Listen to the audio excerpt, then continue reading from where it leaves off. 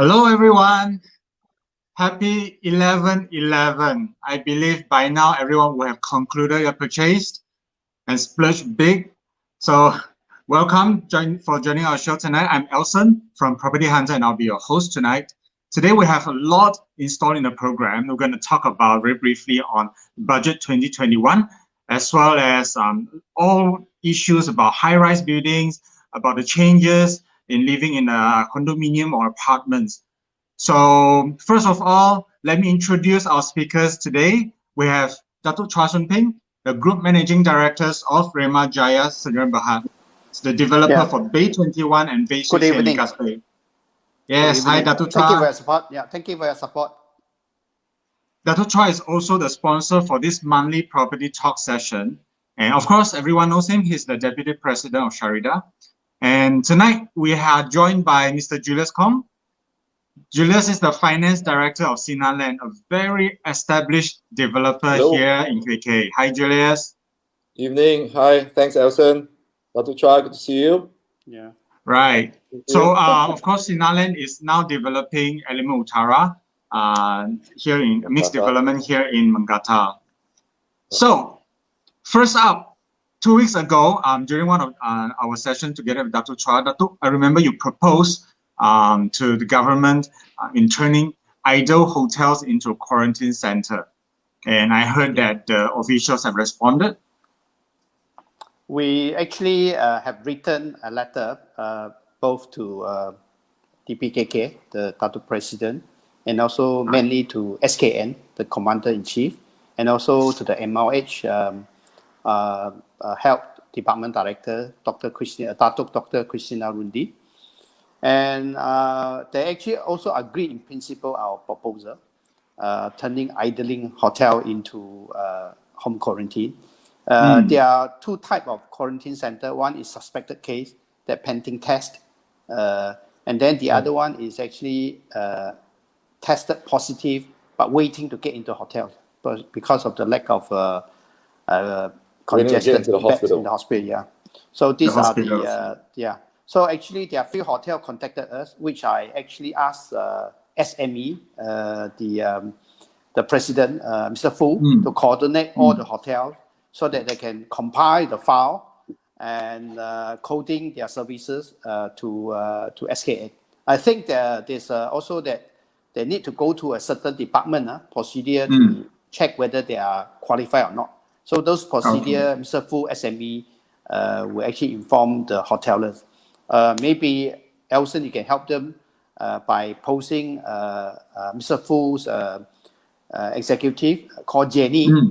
They can, any of the budget hotel want to turn into quarantine center, you can contact them. Okay. Okay. Jenny is a person to contact if people wants to get to know more. So afterward, we will flash the details inside here. So if there's any hotels owner that you want to turn your hotels into a quarantine center, I think this is the best time to do it because basically all the government officials have already given the green lights. Yeah. So also that in addition to that, Elson, the curve that actually touching on more than 1,000 now is actually reducing, which is actually is a good sign that everybody effort, we actually flatten the curve and gradually touch wood, they're actually getting down from high to medium to lower. So that by today the was time, actually a great result today. Yeah, it's 300. How many today? 269 Sabah, isn't it? Yeah. So this is an effort by everybody, and also that all these things we try to prevent the third wave if we can, Right. So in fact, Serious. it's everybody effort. All right. Okay. Yeah. Yes. That's good. And of course, the budget was out, and I actually hear very mixed comments about the budget 2021. So, but to our audience out there, if you're watching this, we also want to hear what are your feel about the budget. Please leave your comments below and let us know you like it or you don't. And I think Julius, what do you think about it? If you know me, I'm always the guy who wants more. Yes. Especially for our industry. I think the only thing that I caught out of this latest budget was that the first home buyer exemption on stamp duty went from 300K earlier to 500K eligibility now. Yes. And then it's been extended to 2025, which is a good move, so that people can prepare and encourage people to invest or buy into their first home. Yeah, to take action, Right. and that is undoubtedly, a very good way to keep our industry going and kickstart, people's interest in property again. But other than that, well, like you said, we should look at the latest budget in conjunction with earlier initiatives, the Penjana programs as well. But overall, we could use more. Could be better. Always never enough. Yeah, Dr. Chua, you represent a lot of associations in KK. I think there must be a lot of voice also. What do you think? Yeah, in actually few months ago, in 5th of June, the Prime Minister actually announced the short-term recovery plan, which is the Penjana Julius had mentioned. In it, there are actually three types of incentive for properties. Number one, we talk about the HOC extension until 31st of May 2021. And also LTV, the margin 70% actually is open up to the bank to assess the risk on the third properties. And also that the last one is RPGG for secondary market. Right. So these are actually incentive given during the few months ago, 5th of June, the short-term economic recovery plan. And now, because of this budget 2021, they've actually extended the HOC, supposed to end on 31st of May 2021 to 31st of December, which is good, okay? And as mentioned by Julius, the first home ownership, they actually, under the threshold of 300K, has been extended, to 500K, okay? And it actually also the period, for planning wise, is very good for developer, is extended until 2025. All the stakeholder will be actually benefited. Not only developer, the stakeholder, the banker, and the buyer, these are actually stakeholders.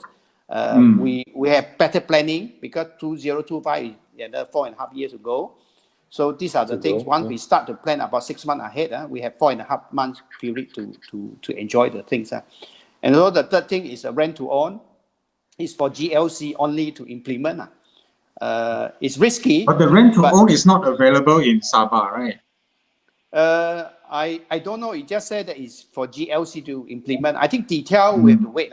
We have to wait because a lot of detail are not given, and also the incentive scheme giving to IBS, those manufacturer incentive scheme, like the industry player, Sunway and whatnot. They're doing this precast panel for affordable houses. This is actually available in KL, but over here we have not so much of IBS. So hopefully common. one of these things we can do it.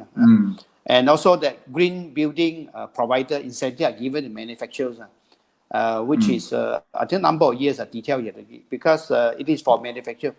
By then, at least when we purchase green building products, it will be cheaper because there is incentive scheme.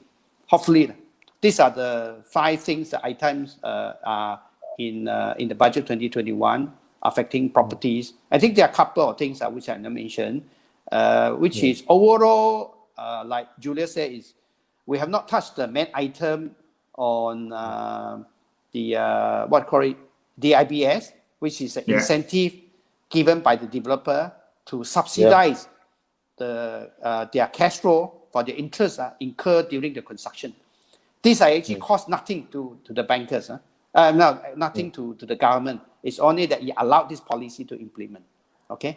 And then on top of that, the most important is getting AM2S scheme to come in faster so that you reduce the threshold for the foreigner to come and invest. What they, in comic sense, is the last dollar can actually spin off the market in Malaysia, not just Sabah, in Malaysia. On overall foreign ownership, I'm talking about. Okay. It has been almost a year that the MM2 has been suspended. So I hope that, really hope our government can push that through much faster. But fair enough. I think like what Julius said also just now, if we include, the whole Penjana scheme that was announced earlier I think in July, right? About the benefits for the real estate and home buyers. If you put that together as part of the budget plan, then everything looks a lot more reasonable.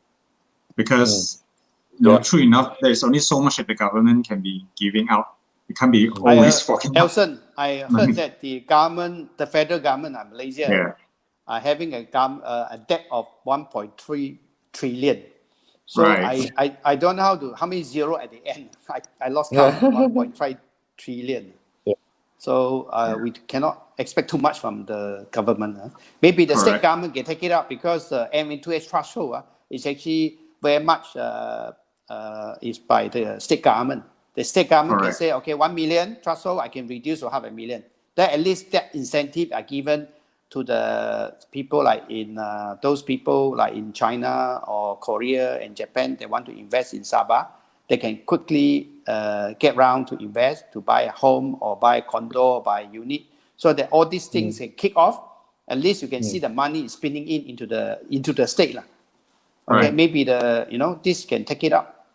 Yeah. Yeah. Dato, since we're on this topic, about, economy and budget, one of our viewers here, Ng Ki Fu, he says, Singapore actually just announced today they're opening up a travel bubbles with Hong Kong and between Singapore. So he's saying that, Sabah should plan towards having a travel bubble to the other countries as well. It was very, very long. So I think maybe this is also something good that the government can look towards. The Pfizer, which is the one that actually making the Viagra, The vaccine. they pronounced that the vaccine 90% is proven, is on the third stage now.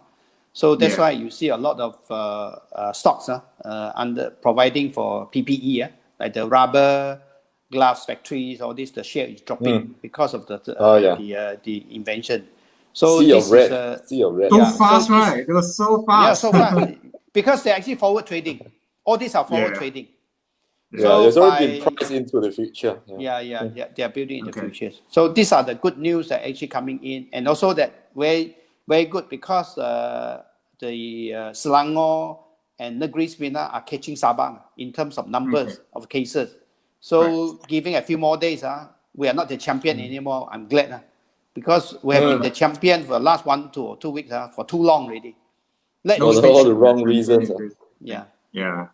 Well, okay, for our readers who are watching this now, please share this live session out to your friends and family and also join in the conversation with us as we're going to talk about living in a high rise. But meanwhile, as you guys can see flashing on the screen here, there's this number for Call Miss Jenny. Okay, so this number is basically for those hotels owner out there. If you have small hotels that you want to convert it in KK, that you want to convert it into temporary quarantine center, you can do that. So Miss Jenny is from the SME organizations, right? I believe, and she SME, is the right person. Entrepreneurs, yeah, she's the right person to connect to assist in the whole application process of converting hotels into temporary quarantine center. Right. So much has changed actually since with COVID pandemic started. The whole world lived through an entire year of working from home and home quarantine. So a lot also is going to change and how we look at our homes and space from now onwards. So especially in high-rise buildings, in condominiums, in apartments, where increasingly more people are living in. So Dato Chua, why don't you share with us some of your philosophies on how COVID is going to change the way people look at high-rise living? The subject, when I put down COVID-19 versus the high-rise, all I want to say is how COVID-19 impacted the high-rise properties. Okay, so basically what we are trying to say is actually, if you actually attended 2 weeks ago, our seminar on the infectious disease by the specialist, Dr. Timothy, has actually mentioned that the COVID-19 is the extension of SARS and MERS. They're the same family. It's an infection caused by the droplet. So in other words, when somebody sneezes in front of you, very likely if you concentrated, you don't wear mask, you don't do face shield, very likely you get it because of the sufficient droplet that transmitted to your eyes, nose, and mouth. This is one of the reasons. So because of that, we avoid close contact and less crowd, and then also the 1 meter social distancing. And all these are basically the frontliner need to have face shields just in case covering the mask is not sufficient. And all these are actually been discussed 2 weeks ago, so I don't go into that. High-rise building is because of all these are talking about hygiene. The hygiene in common area. Giving example on the lift, on the common corridor, lobby, and the staircase, and the knobs, and the lift button, all these are basically easily transmitted. Okay, so you have to wash your hand and whatnot. So we actually suggested a few things that we can see is actually to clean and maintain in top-tip conditions. And perhaps you have the daily washing and whatnot. Maybe you have to do 3 or 4 times a day on the lobbies. Higher frequency. Okay. Yeah, high frequency of cleaning up. So this is to avoid all these cases that actually people have gone through and then the left behind all this disease behind. So also that in future, maybe because of the COVID things, it might mutate into other things. So in future, it affect our, in terms of planning, we may have to do higher ceiling and bigger lobby. So there is less crowd, red crowd coming in. Give you an example. If a 15% capacity lift reduced to 5% due to social distancing, you see, it's not the capacity, it's the 3 times loading for getting 555 to go up to the respective floor. So in other words, you may have to take 3 more lifts to cater the same frequent distance. So this is one element. The other thing is same amount of people. And then because of the frequent usage of the lift, you need a heavy duty. So that to balance it up. Okay. So these are the things that we like to suggest for future planning. It's existing, we can't do anything if it's on top of planning. And also for the design for contactless lift panels and the doorknobs. If you can use what we call it, the scanner, card reader. If you have Wi-Fi, then you have use Bluetooth on all these areas, contactless, so they don't leave anything behind. Mobile apps. Because on the lift itself, a lot of people use a pen, keychain, toothpick, chopstick, so that you can avoid touching it. So is it very common now? Everybody is using different kind of things. And then the masks are different. There's a washable. You have masks that is actually with the ladies like to put a lot of, I don't know what it is, a decorated pearl and on top of it, so actually to beautify it. So all these are basically the innovation touching on all these things.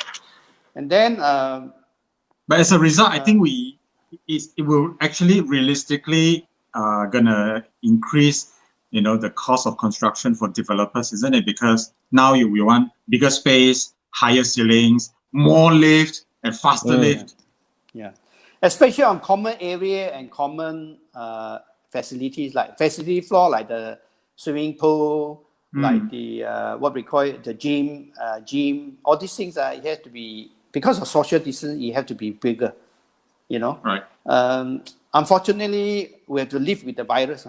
We've got no choice. Yeah. So we have to really stick to the SOP that implemented by the government. Everybody must help, otherwise the 3rd wave, 4th wave will come in. And the virus are very vicious. Some of the patients who got it doesn't have any sign, any symptom at all. Unlike SARS and MERS. Unlike SARS, they actually high fever and whatnot. This person got but this one, sometimes they don't have symptoms. They call it super spreader. Without no symptom, it's easily spread to others. Going around. Yeah. Yeah. But Dato', you have talked so much about high-rise living and what's going to change. Can you also share with us what are the high-rise projects that are currently under construction here in KK? Okay. What I do is basically I just plan about 10 projects or 10 or 11. The mixed development. Some are commercial unit. Some are residential. So I've actually on the list is actually just read it out on the left-hand side. Ligas Boulevard at Ligas Bay. Jessiton Key is at the Bay area. CBD is actually almost completed. At the port, almost completed. Bay Street, which is mine, you can see earlier you saw the video. The show is almost completed, opposite to the market now, wet market. The crown is actually also at the same area. Next to Imago, that one. Yeah. Coral Bay, Sutra Harbour, as you know, that is taken over by a Singaporean public listed. They're actually doing a mix as well. This is one building is commercial, the rest is residential. Sutra Bay is under construction, which is just doing piling, belong to Datuk Tony Wong Kok. Okay. And then K Avenue, that is actually a very famous developer, have mixed residential, is very successful in launching this in Kabayan, yes. And then Element, maybe later Julius will actually give us more detail on the Element. Yes, Pattaya, Element. you know. Thanks. Yeah, he mentioned. Yeah, Bukit Pattaya, I say it's an old project, but I think it's completed. Then you have Jason Twin Tower. We're going to share a little bit on Jason Twin Tower. Okay. Forest Hill, the same thing. And Triconic is ongoing construction. These are the projects under construction which we are actually putting in. Of course, there are some others which I'm not mentioned. You know, they are still under construction. These are the things that we like to highlight, have a mix.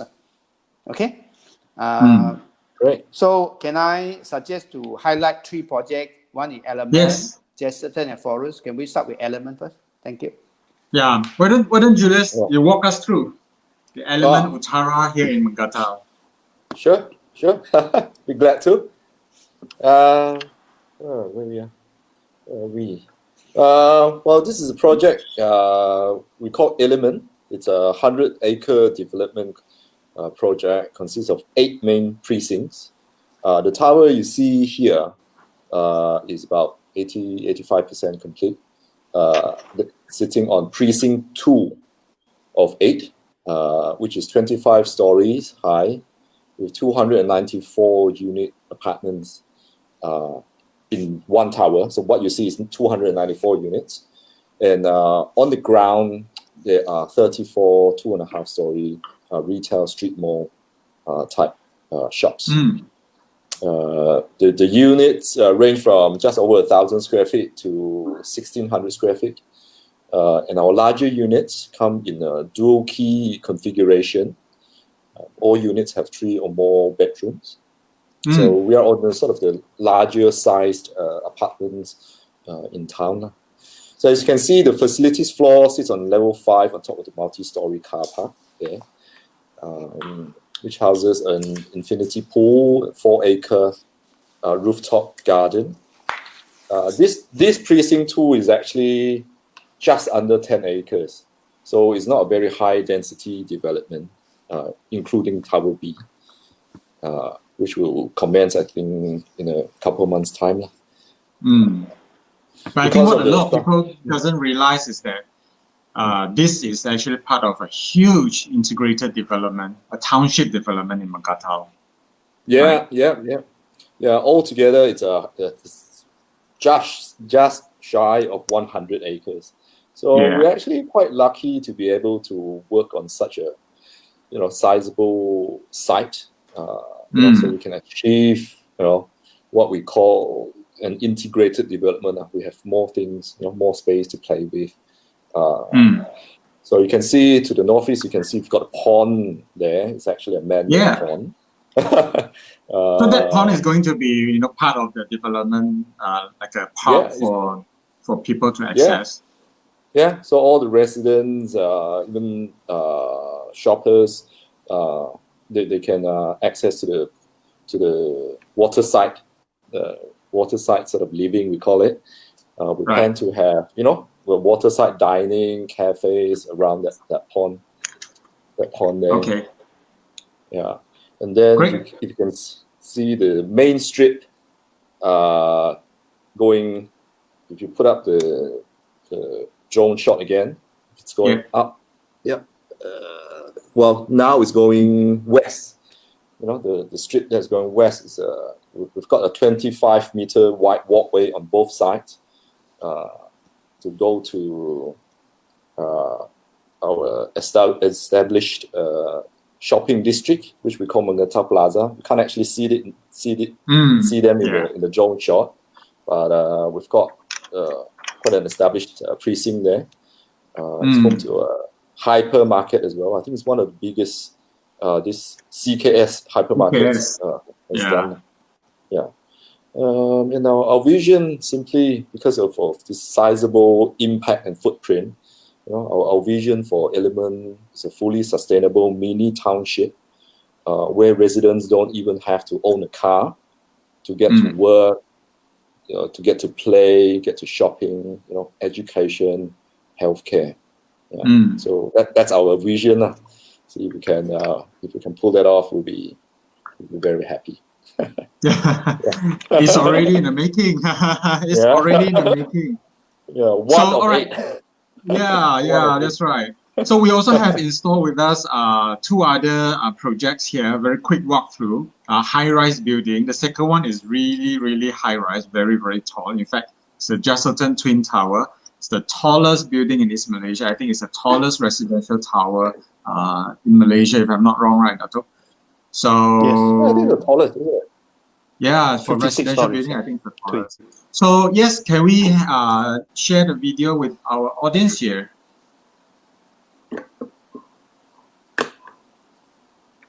Not this one.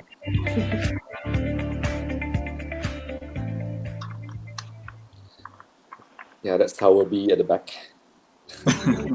When are you going to start? Now, this is Jesselton Twin Tower. A flagship developed by the Jesselton Group. It's located in the heart of Kota Kinabalu's Golden Triangle residential area.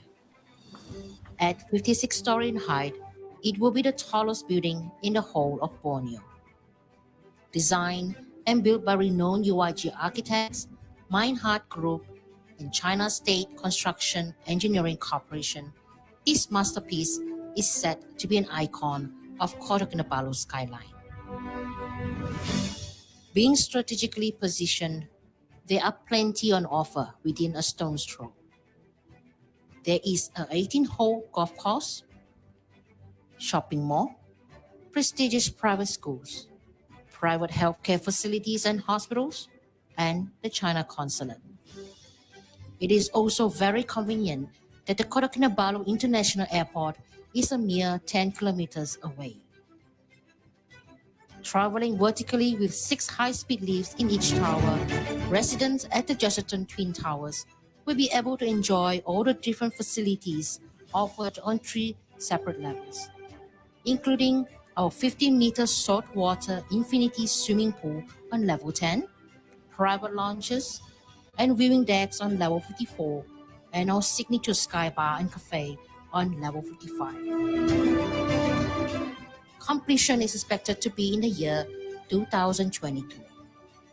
For more information about the Jesselton Twin Towers, please contact us at 088-233-238.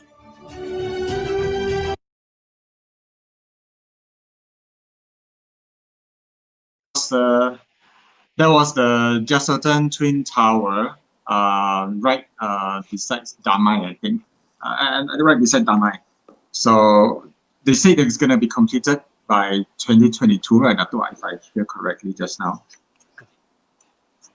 Next up, the final project here we have here. Before we reveal what are the high-rise projects that's in planning, we take a look very quickly at this project that is already under construction called Forest Hill here in Budusan area. So Dr. Chua is going to walk us through this video very briefly. Okay.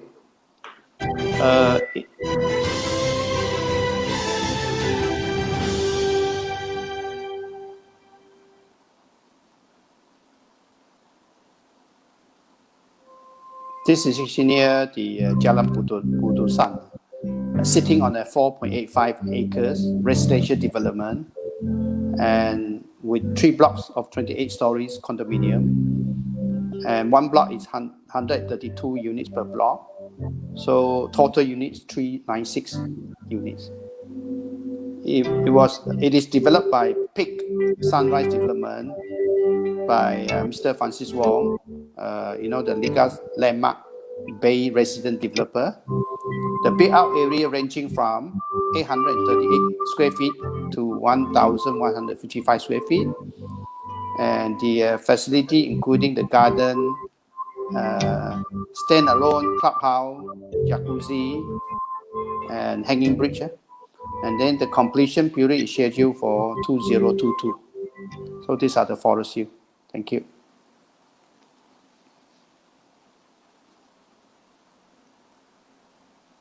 3 special projects that we are sharing with all our viewers here today that is under construction, that's already ongoing. So, of course, as promised, that we're going to reveal to our viewers what are the projects that are under planning still that hasn't been reviewed much, or a lot of people might not have heard about it. So all our viewers here tonight are the first batch to hear about some of these projects that Dr. Choi is going to reveal to us. Sneak preview, sneak preview. Sneak preview, that's right. So there you go, Dato. Okay, actually, I did mention it's under construction. Sutra Bay is a commercial development in KK Satong Jaya. And it actually is doing piling now. Huh? The total number of units are 283 is by Wong Kok, Datuk Tony Wong. The build-out area is ranging from 407 to 686 square feet. So it's actually 1 or 2 bedroom, and the completion date is 2024. As on the screen, you can see it's actually 313 suites, and also 3 KK 328 suites and Damai suites. And the KK 328 suites are commercial development in Kampong. Total number of units are one block, 328 units. It's named after this number of units is actually the naming of this development. The build-out area is 736 to 1,072. Is 2 bedroom to 3 bedrooms. I think the 3 bedroom is basically the dual key. And the estimate completion is 2024. Okay, actually at Kolompong is very strategic location. This is where the area that is actually for the industry and the shops. Yeah, that is Damai 328, right? Yeah. 328, KK 328. Yeah. And Damai Street is actually very strategic located in Damai, which a lot of people would know. Right behind Burger King. Right behind the small street. Tom Heng Supermarket. Right behind that. Yeah. The total number of units is 248 units. The build-out area is 327 to 601. It's actually studio flat to 2 bedrooms. So the estimated completion is 2024. So can I have, I think the next page. Huh? Okay, then you have Likas Vault B333 Suites, Likas View. Yeah. And then you have the Vetro 11. Likas View basically is strategic, also located opposite the Ocean School. They used to call it Kosan Flat. They're going to demolish it. It's also opposite to Bay Residence. The total number of units are 650 units. The build-out area are 884 to 1,052. It's 2 bedroom and 3 bedrooms. So estimated completion 2025. And whereas the B333 Suites is a commercial development in Putusan, total number of units are 468 units. The build-out area is 450 to 1,437, slightly larger. And the completion period 2023. The Vetro 11 is actually near, is in Penambang, QE1 hospitals. And then everybody know where the positive patient are actually kept there. Just next to it, the total number of units are 260 units. The build-out area ranging from 403 to 483 square feet, and estimated completion 2023. These are the unit that commercial unit. Now I'm draw your attention to the residential unit. We also have Element, which is the award-winning design developer done by WMG. It's actually opposite to Sun Sing School. It's at the Jalan Fong Yi Ting, if you know where it is. It's a 10-acre site, comprises of 2 residential blocks. Total units are 400 units per block. So the build-out area is 800 to 1,500 square feet.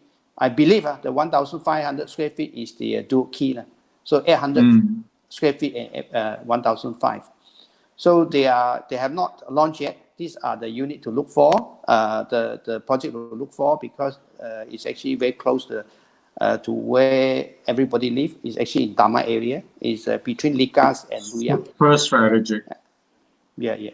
And Kingfisher in Amnam is a future phase, which they have already done the phase 1 and phase 2. There's a future phase. There are 3 blocks of residential unit in Amnam. Total number of units are around about 600. The average build-out area is 1,000. So they are actually phase 1, phase 2 already completed. The the rest of the phases, actually, they're temporarily stopped now because of the this constraint in financial lending. Kingfisher Putatan, they also have phase 3, phase 4 in resident development Putatan. It's actually these two Kingfisher are built by Hapseng Group, which later I'll touch on HOC. They are doing very well on the single-story terrace house in East Coast Malaysia, which remind me about the HOC scheme. And then the last one is going to show you is actually is just behind my project in V20, KKIP, behind Bukit Kinabalu Utara, which I mentioned, which I actually shared with everybody 2 months ago. Is seated on the 20-acre residential development in KKIP. It's developed by KKIP. It's affordable houses, 8 blocks of 15 stories, and total number of units is over 1,000. So they are phasing it, phase 1. The BR area is 500 to 700 square feet. Okay, this is under planning, and then they are going to start soon by next year. It's affordable houses, very small, 500 to 700 square feet.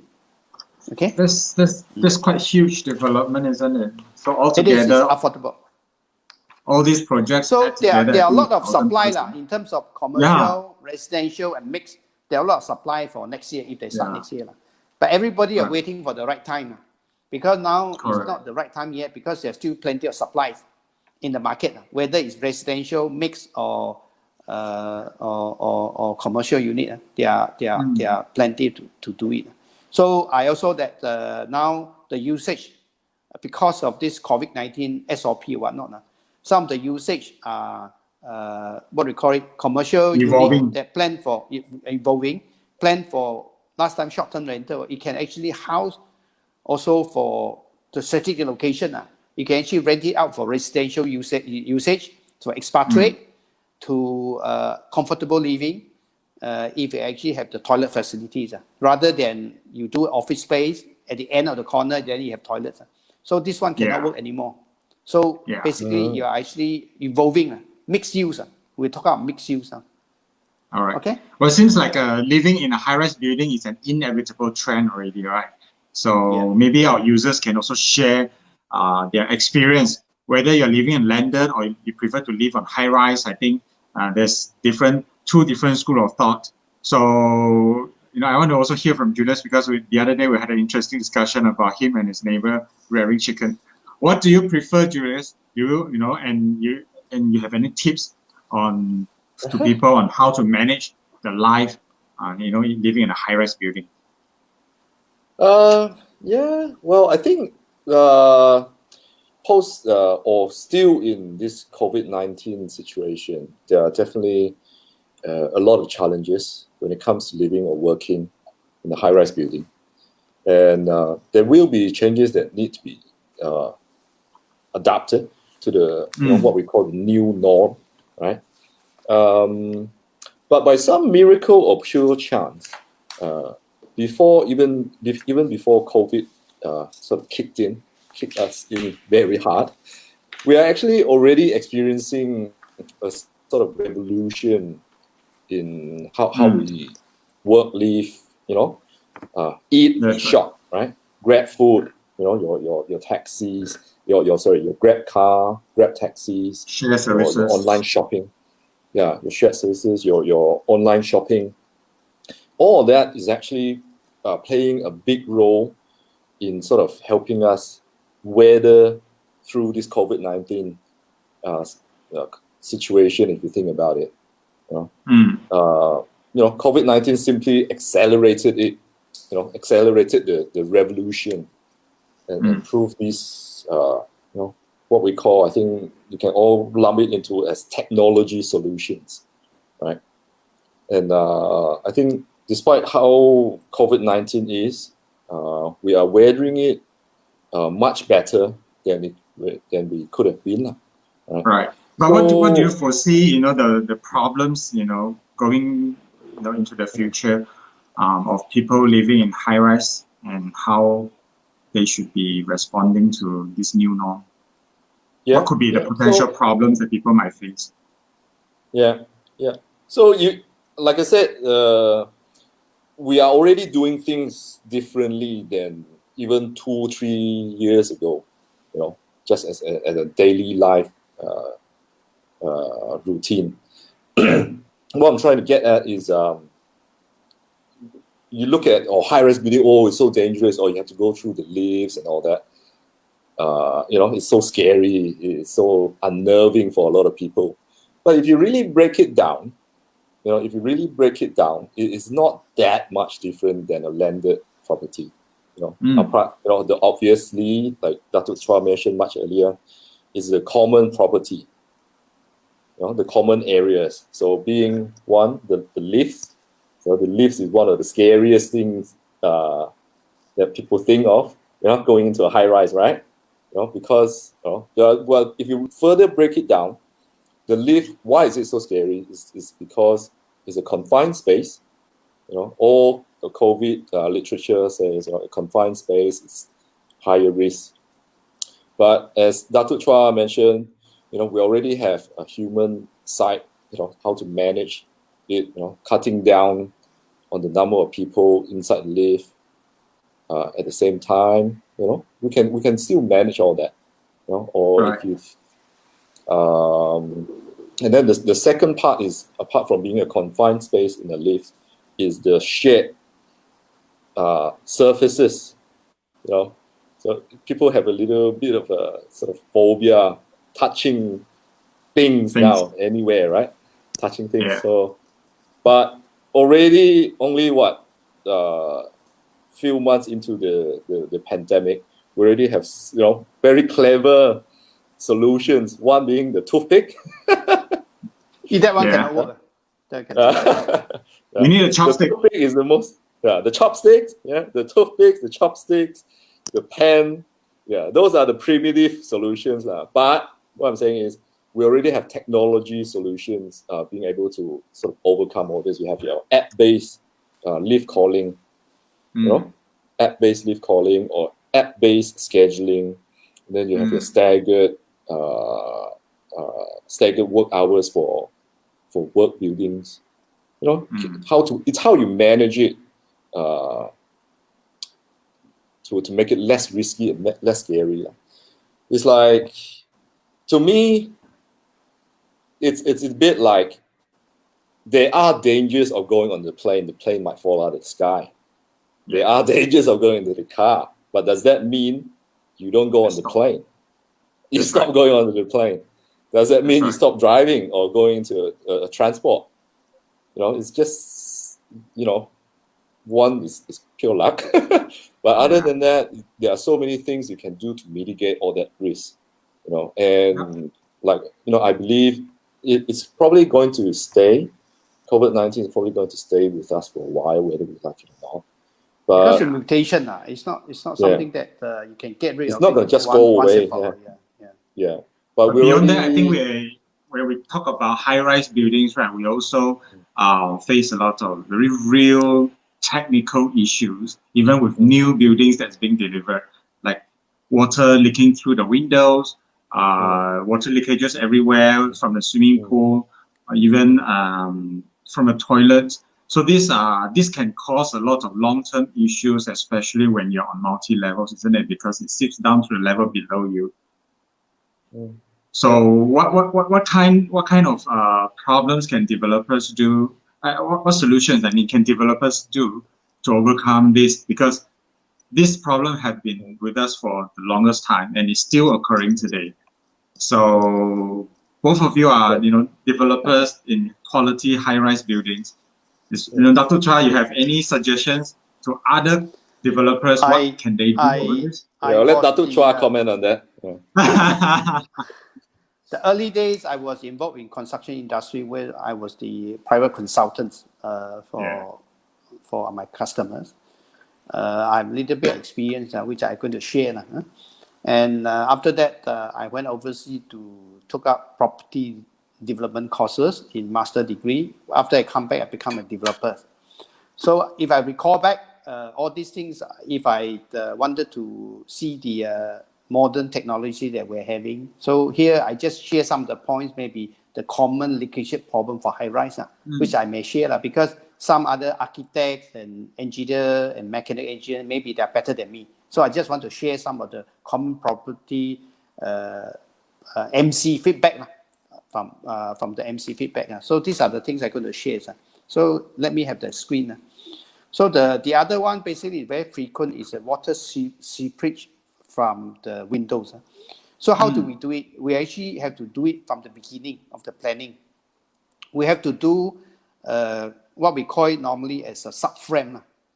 The subframe basically are installed before the window and glass are being put up. So that actually you do a subframe, you measure exactly it is, then you go to factory and do according to tailor-made. Right. And then of course you have the cement setting to seal up the gap that is actually fit in. Once your factory that the sizes is correct, it coming in to fit in, you just click in, and then reduce whatever is the water seepage from the window, because it's actually easily click into the subframe. So this is one of the solution I think is it's not very expensive exercise to do a subframe, but it's a way because of Sabah have a big problem of workmanship. So this one to reduce the workmanship. This is one of the way. Okay. The other way basically is as you can see, most of the swimming pool are having high maintenance costs because of the swimming pool are always full of water, and then there's a lifetime of what the waterproofing. Some manufacturer give it 10 years, some give it 7 years. What happened after 10 years? Okay, you actually start to have leak. Why? Because the concrete itself is porous. So normal for my construction, what I do is, although the architect or the engineer specify grade 35, I go for 40. And then I also include the waterproof screed inside at the ready-mix concrete. So they actually make it less porous on the concrete. Okay. Then on top of that, we also waterproof. Julius, we really should be taking note of all this, huh? Yeah. Oh, yeah. Already then we have busy two waterproofing. Waterproofing that prevent it for 10 years. But after that, you have to do another waterproofing. And then the idling time to take off everything and then redo it. Then all this idling time could be 3 months, 6 months, So to frame doing it, what I do is I have double roof, which is underneath the swimming pool. Below, definitely is a car park. I think Julius also agree with me. Normally when they design, you don't have any resident unit below it. You always have the roofing. So I provide this solution is because if in 10 years down the line it's leaking, you don't have to do any waterproofing again. You don't have to do anything. It will actually seep through to the roof deck and drain off to outside. Right. So it's double roof. It's more costly, but it's better than you don't do it at all. So this is way forward that I'm thinking to do it. I think the other problems, a lot of these issues also with hidden pipes that were built in the walls. Concealed pipes, Concealed pipe, You see, most of the specified architect and engineers, or M&E engineers, they like to have concealed pipe because you don't see beautiful. It looks beautiful.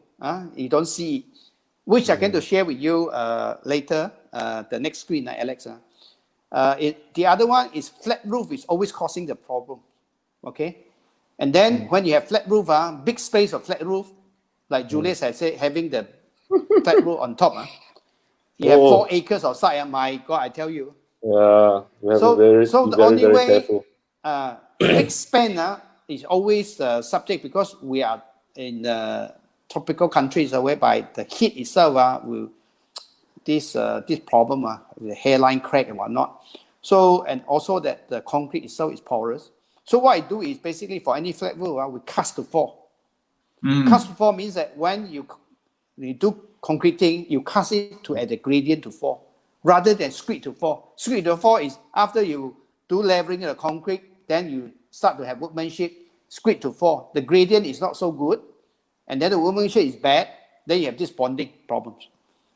You have to cast to fall, make sure that no problem. You actually, as a gentle gradient, it will fall by itself. No way it's going to have bonding. This is one way now. The other mention that Elson, you talk about the concealed pipe now. Concealed pipe looks beautiful, but the beautiful thing is what happened, the joint, elbow, the critical detail of the pipes leaks. And then you don't know where it leaks at all. You try to trace it because it's so porous concrete, it actually can leak from A, and then the source of leaking is from B. You know. So what I do is inside the unit of my the base suites, I actually have a box up. So the wiring trickle is on the top of the box up, and the plumbing pipe is actually on the lower ground. So these are the things that I'm going to do. Wow. And then Smart later, plan, the smart next plan. screen. Next screen I'm going to show you is the coil pipe that we are using. You know, the critical details of the pipes leaking is because of the joints, the T, elbow, and the socket joints. These are the Extension critical joints, detail. yeah. Always, there's always cause the problems. So we like to propose to use the coil pipe. The coil pipe, normally they use it for oil and gas industry so that they have the less hassle on the offshore platform. They don't want any maintenance. It's exposed. And this pipe basically is like a wiring. It can turn 360, 180. You don't need any T, you don't need any elbow. This is what we call the use of the coil PA pipe. Okay? Right. And the last one is leaking for the bidet spray. I think it's very common problem. We always wanted to have a pressure shower whereby commonly the leaking for the bidet spray is because of the ring. We have to change the ring, and then seldom we don't change it. It actually leak too. And at times that we're having problem is because some of the units are actually going overseas, forgot to turn the pipe. You know, the bidets are always there's a on and off. They forgot to turn it off. So when the pressure build up, it splash, it go down to the ceiling or the lower floor. This causes a lot of problems. Okay. So what we do is we have solution. We use you can see that now the use of coil pipe. The coil pipe basically is PE, aluminum PE, 3-layer, so that you can bend it at 360. Then come back the bidet spray. We use different type. We use those actually in the Japan that like to use is a shift to smart WC cover. Oh, that's good stuff. It is no hot water. You can install hot water, cold water. I think for us it's just hot water. We don't need hot water. You don't need hot water. Elsewhere, like the Toto, all these they give you a lot of clean stuff. They have kind of a lot of to dry out. The air cool, all these Air things. dry. So we don't need. We have simple solution, just to wash it. This is what I'm going to propose, which I'm going to do it also. I don't just say I don't do it. I'm going to do it. Okay. So Dato Baysuit is also a green building, isn't it? Yeah. So we use different building features into it. We use a lot of solar, as I mentioned in Bay 21. We can generate 72 kilowatt. What are the things that you have installed in to make it different from other developments? Because yours is a green building. All my building, if I can, I stick to whether is features which even for landed, I want to have green building features.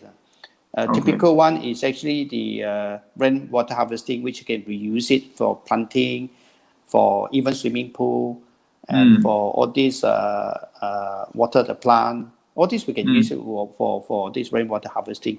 And also that solar panel is a must for us to generate the Mother Nature from the sun to generate power, which between what I mentioned, I can generate 72 1 horsepower, which is very it's a top capacity, but I think we generate about 42. So also that one of the feature I like to mention is because of we don't have 4 seasons now, just like China and Europe, and they always have 4 seasons. So normally they don't use so much of this low E. I use double glaze low E, double glaze window plus double low E tempered glass. So they actually allow the sunlight to come in to penetrate, blocking the heat. So this is actually efficiency is about, you save about 40% of the electricity. Okay, this is actually what I'm going to do for our Bay Suites. Okay, I just share with you. And then because of the channel of the overall of the building, I always have natural ventilation for better air quality. So as the wind coming in from the south, it can get up from the west. So these are the things that I'm going to do for overall of the building. So as you're going up from the lobby or you coming in, the lobby, you get the sunlight to come in. The same time, you get the free flow of air ventilation.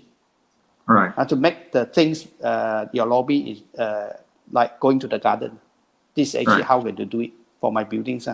And then our standard benchmark is the ceiling is always higher. It's 3.3. Okay, this is how I'm going to do it. So that the airflow is better, heat travel to the top, and your area is very cooling. And Liga space is very cooling because of the breeze that comes in. So for maybe one year, you don't have to switch on aircon for 1 month. 1 month that is very dry period. This is one of the conducive area that you can live on. It's very cooling. Okay. Because what about element Uttara? Are you able to share? Is there any interesting construction elements? I'm not technical enough to. So I think, sorry, we should have also invited your technical guys. We do know we've got high ceilings as well, which is really good for airflow. We're very much eco warriors as well. To cut down on emissions and greenhouse gases in all our projects. One of the things even we saw just now, you have huge greeneries area even on the podium. Yeah, that's sort of the direct, but more indirect. Like you said, we use double glazing windows, which cut down on, because naturally you want more sunlight to come into the units, especially the bedrooms. You want. But we don't want the heat. You don't want the heat. You want the light, but you don't want the heat. And we think double glazing windows actually solve a lot of the problem. It saves a lot of energy, especially some of the units that face the west. And in the afternoon, in the evening when you come back, you take a lot of cooling energy to cool the bedroom and those areas. But if you have double glazing, we've tried it. It makes so much difference. Makes a lot of difference.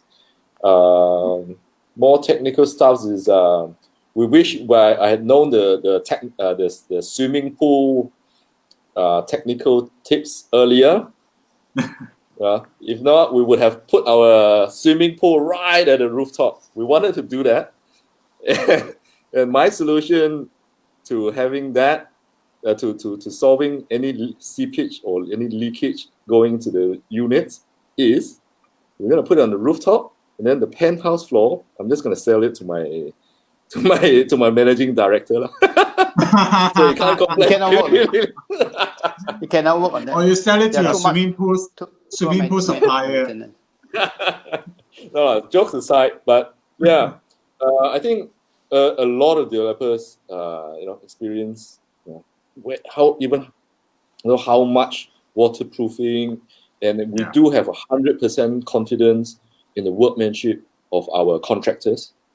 But despite that, like you said, nothing is certain. Over 7, 10 years, 15 years, it's bound to be. It's just normal wear and tear.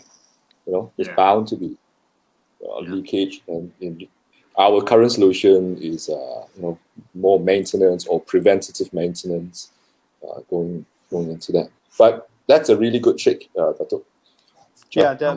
We have to look at the building life cycle cost, which I actually mentioned to you. It's a whole for 60 years. So if you actually 5 years during the construction cost, during the initial construction, if we put the cost in front, then the maintenance cost will be cheaper. Running cost will be cheaper. And then at the end, replacement cost is after 60 years, replace it. Otherwise, your replacement is not 60 years. It could be 50 years, 40 years down because of your initial cost is so low, maintenance cost is so high. This is actually basically how you allocate your costs into first phase construction cost, maintenance cost and replacement cost. How we allocate this cost. Okay. Right. Yeah. Right. That's Yeah. it. So interesting. I think tonight's our time is also almost up already. But just before we go off, we are all here to also discuss about high-rise, and eventually everyone would end up living more and more in high-rise buildings. So, any final words from our sponsor, Datuk Chua, about people living in high-rise buildings? Why would you suggest people to continue to have faith in high-rise buildings living, As I mentioned despite before, all these challenges? Yeah, but there are so advantage, pro and con for living in the landed, which I started with the landed, and then later into high-rise. Because of lifestyle, I travel a lot, which I feel that if I leave my children and my wife on the landed without the gated guarded, I feel unsecure. Okay, if I actually live in a condo, I know that the condo is actually with security or whatnot. I'm actually I don't have to do anything. I don't have to keep my dog. I don't have to lawn the garden. I don't have to do all these things. So there are different lifestyle. As an early age, you may want to landed, but later if you actually travel so much, you don't need any landed anymore because you don't want a headache. Okay, this is one of the way I say that living in a condo is better than landed. Once you're catching up to a certain stage, it's a lifestyle.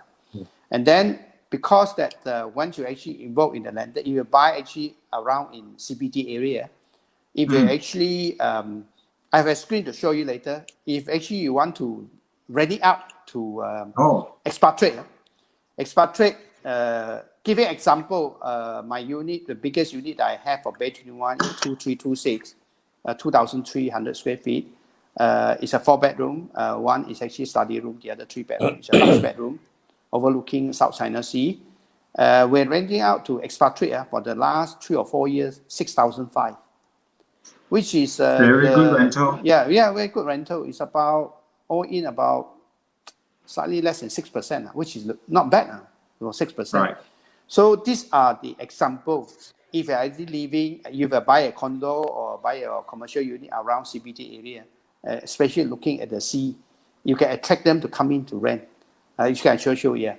And then under the price, better return on investment, this is much better than buying landed. Landed maybe in the semi-D, you can rent out for what, 1,500.